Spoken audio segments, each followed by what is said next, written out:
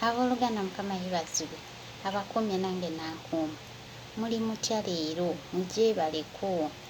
Manya n'eddoboozi Namazzi Jessica. Nzize mu linnya lya Mukama waffe Yesu Kristo abeera omulamu ennaku zonna.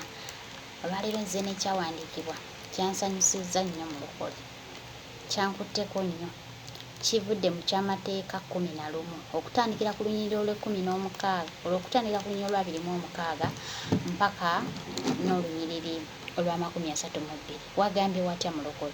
Nze nno nzize mu linnya lya Mukama waffe Yesu Kristo abeera omulamu ennaku zonna, abampeera omukisa nga muwuliriza. Kyenfunyemu nammwe mukifunemu. Tukoowola Omwoyo Omutukuvu akemase kati gange naawe ampuliriza. Mbaagala nnyo ba Mikwano, Omwoyo Omutukuvu akubikkulire ekyawandiikibwa kino nange akimbikkulire.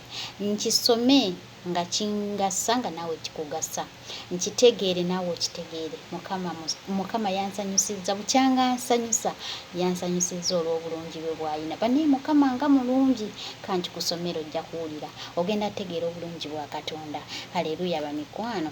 Ekyamateeka 11 essuula eya 26. Wenjagala tugabaneko naawe mulokole ampuliriza, naawe atali mulokole kikkwatako. Tugamba nti kyabalokole bokka, naawe kikkwatako mu linnya lya Mukama waffe Yesu Kristo abeera omulamu ennaku zonna. Haleluya. Tutandise na 26. Katugende ffenna tusome nze naawe.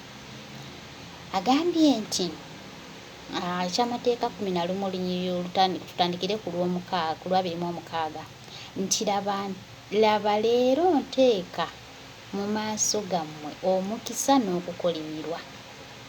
Lwa 26 tugenze ku lwa 27.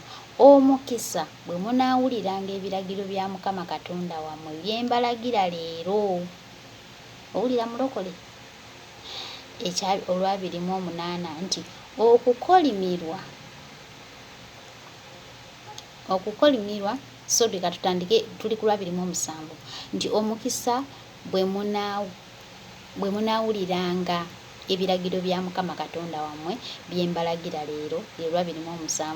Olwa 28 lugamba nti okukolimirwa bwe mutaawulirenga biragiro bya Mukama Katonda wammwe ne mukyama okuva mu kkubo lye lye mbalagira leero okugobereranga bakatonda abalala be mutaamanyanga. Abooluganda Mukama yeebazibwe. Agambye atadde omukisa n'okukolimirwa mu maaso go n'agange. Kati bannange Mukama mulungi ekiseera kyonna. Nze kino ekyawandiikibwa kyansanyusizza nnyo. Oli wa ddembe okuwulira eddoboozi lya Mukama Katonda wo, oba okukwata ebiragiro bya Mukama Katonda wo oba obutabikwata. Akubuulidde ekiva mu kukwata ebiragiro byakulagidde leero Musa nga atumibwa Mukama Katonda waffe, n'akubuulira ebinaavaamu ng'obikutte era n'ebinaavaamu nga tobikutte. Kati Mukama yansanyusizza nnyo nnyini ddala, yatuwadde eddembe. Kati gwe oli wa ddembe, owulidde? Oli wa ddembe okulondawo omukisa oba okulondawo okukolimirwa. Aleluya ab'Emikwano. Banne Mukama mulungi ekiseera kyonna. Bannange Mukama ayina ekisa, abatakimanyi bannange nze simanyi kye muliko, naye Mukama ayina ekisa. Atuwa nno ssebo n'ekyejo, atuwa ebbeetu gy'otayinza na kumanya.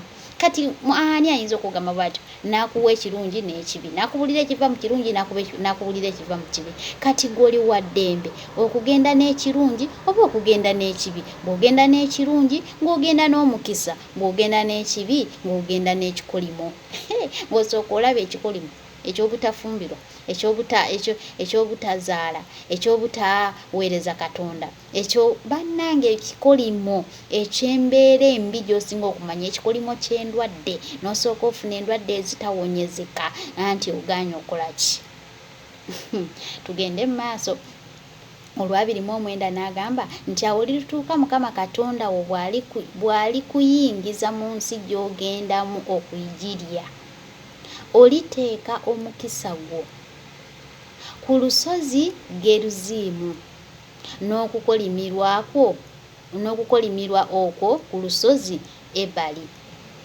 Abooluganda Mukama yeebazibwe. Olwa 30 ne lugamba lutya nti ezo teziri mitala wa Yoludaani ennyuma w'ekkubo ery'ebugwanjuba mu nsi y'Abakanani abatuula mu Alaba ekyolekera Girugaali ku mabbali g'ennyanja ya Moole?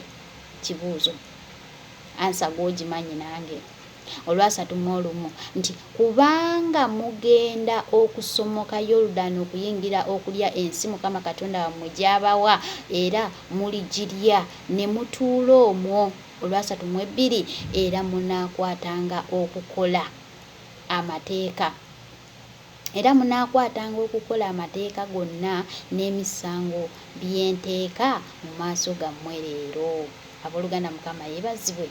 Mbaagala nnyo no mwenna basubscriber bange n'abatannabakikola mukikole. Amanya n'eddoboozi Namazi Jessica so nga n'erya n'ekiryowo osobola oliteekako naye mbaagala nnyo bamikwano.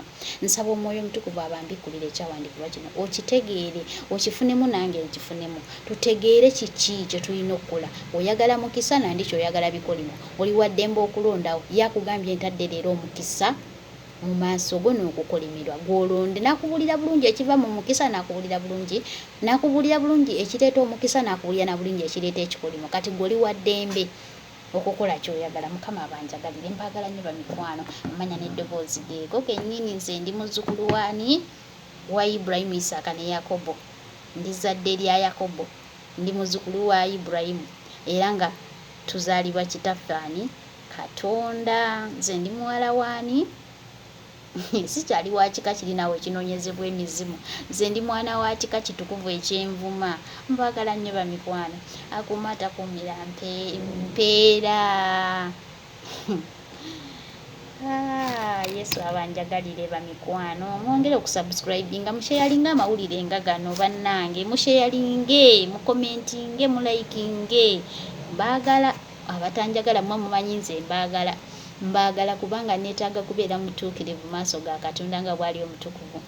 Kiri eri mu Matayo 5:48 bw'osomayo olaba oyinza ogisoma yonna nnungi nnyo nnyini ddala. Mbaagala nnyo bamikwano. Akuuma takuumira mpeera.